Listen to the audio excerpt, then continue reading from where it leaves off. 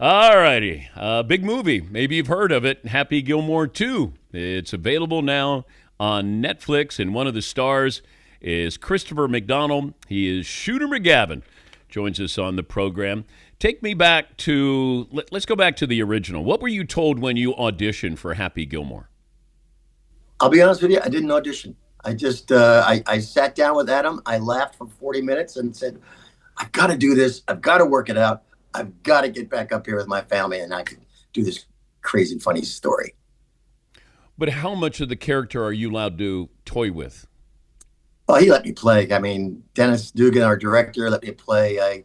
I goofed around. Like I said, I came up. I didn't know why they call him Shooter McGavin, but, I knew he was preppy. And the first scene we did, of course, was when I was, you touch me one more time, I'll burn your house down and piss on the ashes. These are great lines. And then the whole thing, like, you piece of shit, records, all that stuff, was really funny. And then I just ad-libbed that no and things like that. They left in, which I thought was terrific. And there's like several other little moments in the movie that they allowed us to do that. How long have you been working on the sequel? Let's see, 29 years? Is that too long? Unbelievable. Every time I saw Adam, I was like, come on, man. I know it. I can't be the only one saying, let's make a sequel. Let's do this. But he would always go, yeah, I don't know, man. Maybe we're thinking about it. Well, yeah, I love you, Shooter. And then we would just have a good laugh. And I love the guy. He's just he's got a heart as big as Texas. And I know that when the time was right, him and Tim Hurley, his partner writer, would pull it off. And they did with great aplomb. So kudos. It's such a character. It's such a role that I don't know if it impacted other roles that you got because people saw you as Shooter McGavin. I think that happens, Dan, because if you're really good at one thing that people really respond to, they like to repeat that in Hollywood. So I did a lot of it, and I turned the first couple ones down until I went, no, this is a different guy. How does he think? How does he? So I went through the whole good training as an actor. And I thought, well, I'll build a different background. I'll find out. You never can hate who you're playing it. Yeah, I mean, you can't be I'm a jerk, but I don't think I'm a jerk. I don't think I'm a jerk, right? So I have to find out a way to get around that. See, the Thelma and Louise role really stood out.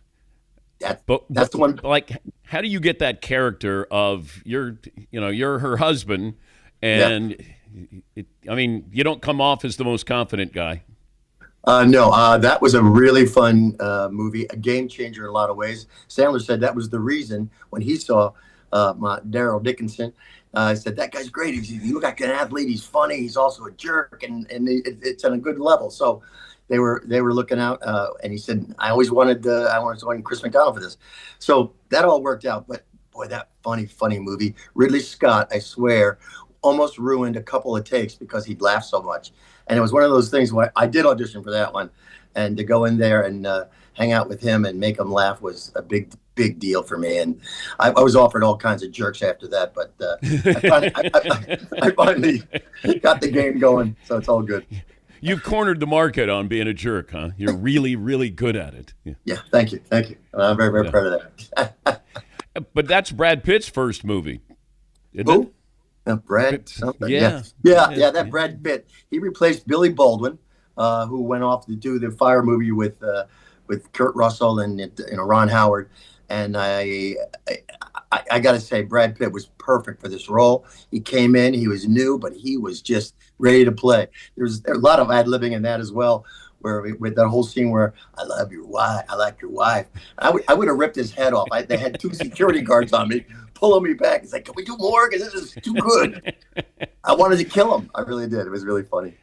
Happy Gilmore 2 on Netflix today. Christopher McDonald, Shooter McGavin joining us on the program.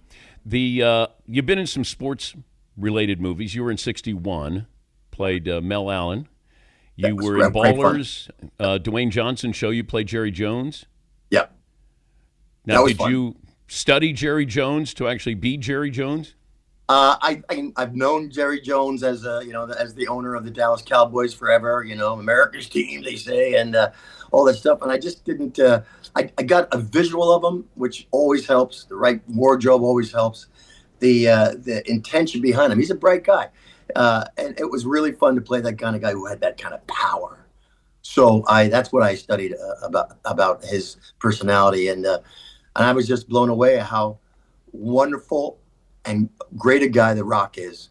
He's a really good actor too. So where do you see him in this Smashing Machine? I saw the trailer. Did you see the trailer, Dan? It's No. crazy. It's really good. It's over at Venice right now, I think. And the guy who directed it was Benny Safdie, who played the guy in this movie, who's the bad guy. Yeah.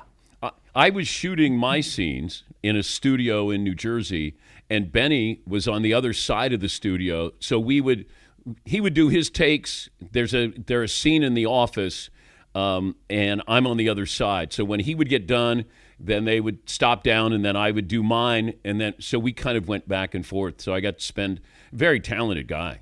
Him and his very brother. talented guy, and very, very. I did a lot of PR with him. We sat together and just bantered back and forth. Really quick mind, really talented director, and a really fun actor. And boy, I liked your Pat Daniels with the mustache. Yeah. Oh yeah, you pulled that off pretty good. Well, Sandler kind of, labeled me. He profiled me. I was a police officer in a lot of his movies with a mustache, and I said, "Look, I'm being typecast here. I got to get out of this." So I'm going to break out. I want to play a sportscaster, Oh, that's really funny. Yeah. So Sandman created. He does. He writes me into every movie. I think it's been 22 movies. So I'm very fortunate. Now I'm going to ask you, Chris, being a famous actor here, when I die at the Academy Awards in memoriam, should my name be put up there in memoriam? I think absolutely, but your chances are 50-50. It's 50-50. 50-50 because you know why? There's so many people. I mean, I don't want to get morbid here, but boy, we just lost so many great people in the last, even 2 months. Michael Madsen, Thelma and Louise guy. I'm a dear friend. Anyway, I don't want to go dark here, but yeah, they in memoriam is one of the big things that we all watch, and there's a gorgeous song that goes along with it. And I think you put your time in, you paid your dues. Okay. I think Pat Daniels has got to be up there, and Dan Patrick. Give me the cameo in Happy Gilmore 2 that surprised you. All right, how many? Crazy. All the golfers, first of all. All the golfers blew my mind. I walked into the room. I tell the story, but I walked into the room and I went, "Oh, it was my day off, but I had to go in there." All the legends were there, and the legends in training. I went, "I've got to go in." So I waited for the lighting change they were doing, and everyone was just buzzing around. And I walked in, and from the back table, Jack Nicklaus, Nick Faldo, Corey Pavin, all these guys are going, "Shooter!" And they pulled the guns up. I said, freeze this moment in my mind. And then of course, the guys, Scheffler and everybody else, and JT and all the guys were all going pulling the guns out too. So it was a very funny entrance, and I'll never forget it. It was pinch me time. But you can't get away from that. Well, the shooter sort of lives in me now. I can't walk anywhere like in New York City. Forget it. It's like shooter. But mostly they wait like in airports. They'll do it as I walk by, and then they go shooter, and I'm like 4 feet past them. I just kind of go, yeah, throw up the guns and just keep walking. It's too funny. Congrats on helping get this done, Chris. I appreciate it. I'm so over the moon. I got to tell you, Dan, it's just thrilled. All the guys in this movie all the golfers showed up. They kicked ass. They were just so funny, and I love Scotty Scheffler's little button on the end of this movie. He was good enough to make fun of himself with the arrest, and I just hope it breaks Netflix as that big boxing match did. That would be great, having all these people watch it. Thank you, bud. My pleasure, Dan. Thanks for having me, brother. That's Shooter McGavin, Christopher McDonald. And movie comes out today. What I was told by Sandman is Travis Kelce was great.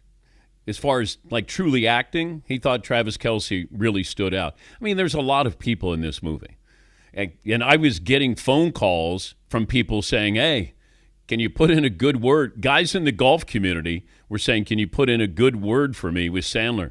And one of the guys was Nick Faldo. And I said to Sandman, I said, "Hey, Faldo reached out. He wants to be a part of this." And he goes, "Okay, Danny." Then I don't know what happens after that. Then all of a sudden, when I get on set, Sandman told me that, Faldo had been there. But Jack Nicklaus, Eminem, I mean, there's a lot of people in this movie.